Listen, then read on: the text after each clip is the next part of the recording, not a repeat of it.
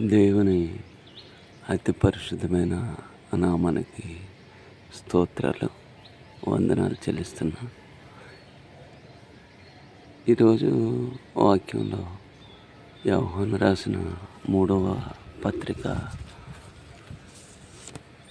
చదువుతూ ఉంటే చాలా సంతోషం అనిపించింది. ఏంటంటే సువార్త చెబుతూ ఉన్న గాయు అనే వ్యక్తిని గురించి యేసయ్య రొమ్ముని అనుకునిన యోహాను గారు చెప్పుచున్న సాక్ష్యము ఏమని చెప్తున్నారంటే, ముఖ్యంగా ప్రియుడా, పరదేశులైనను సహోదరులుగా ఉన్నవారికి నువ్వు చేసినదెల్లా విశ్వాసికి తగినట్లుగా చేయుచున్నావు. వారు నీ ప్రేమను గూర్చి సంఘము ఎదుట సాక్ష్యమిచ్చారు. ఇక్కడ ముఖ్యంగా 7వ వచనము, వారు అన్యజనుల వలన ఏమీయూ తీసుకొనక, అంటే సువార్త ప్రచారం చేయుటకి అన్యజనుల నుండి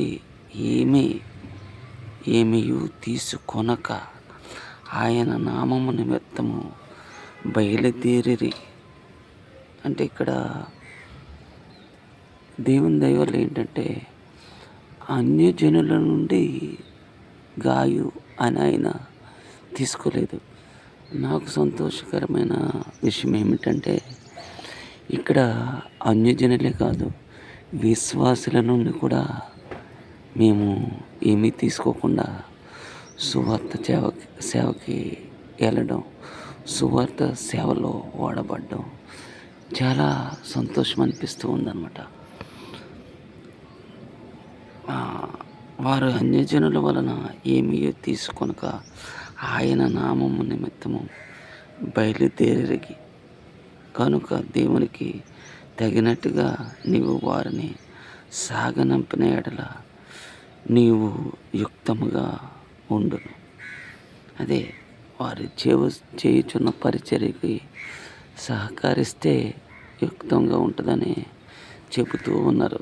అదేవిధంగా ఇక్కడ థియోత్రెఫే అనేవాడు వీళ్ళకి చాలా ఆటంకకరంగా, వీళ్ళ మీద లేనిపోని మాటలు, వదరు మాటలు అని 9వ వచనంలో పలుకుతూ ఉన్నారన్నమాట.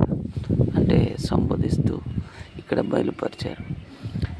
ఈ రోజుల్లో కూడా థియోత్రెఫే లాంటి వారు సంఘంలో లేకపోలేదు. సువార్తకి ఆటంకం కలిగించేవారు కూడా లేకపోలేదు.